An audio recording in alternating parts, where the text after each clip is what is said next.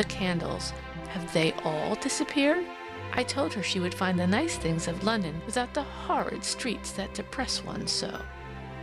"There is the university," said the thin gentleman, who had previously insisted upon the existence of people knowing Persian.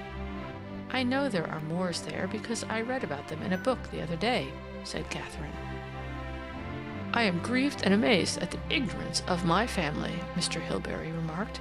He was an elderly man with a pair of oval hazel eyes which were rather bright for his time of life, and relieved the heaviness of his face. He played constantly with a little green stone attached to his watch chain, thus displaying long and very sensitive fingers, and had a habit of moving his head hither and thither very quickly without altering the position of his large and rather corpulent body, so that he seemed to be providing himself incessantly with food for amusement and reflection with the least possible expenditure of energy.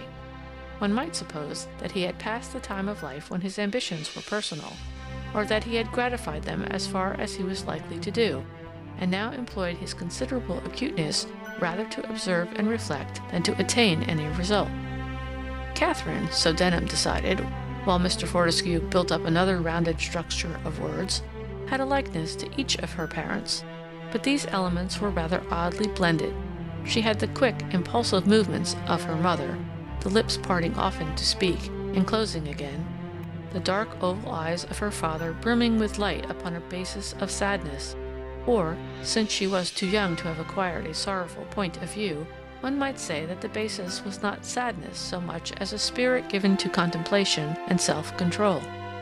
Judging by her hair, her coloring, and the shape of her features, she was striking, if not actually beautiful. Decision and composure stamped her, a combination of qualities that produced a very marked character, and one that was not calculated to put a young man, who scarcely knew her, at his ease. For the rest, she was tall. Her dress was of some quiet color, with old yellow-tinted lace for ornament, to which the spark of an ancient jewel gave its one red gleam.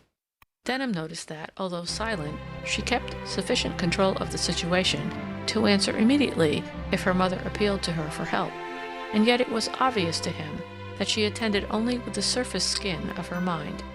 It struck him that her position at the tea-table, among all these elderly people, was not without its difficulties, and he checked his inclination to find her, or her attitude, generally antipathetic to him. The talk had passed over Manchester after dealing with it generously. "Would it be the Battle of Trafalgar or the Spanish Armada, Katharine?" her mother demanded. "Trafalgar, mother." "Trafalgar, of course. How stupid of me. Another cup of tea with a thin slice of lemon in it.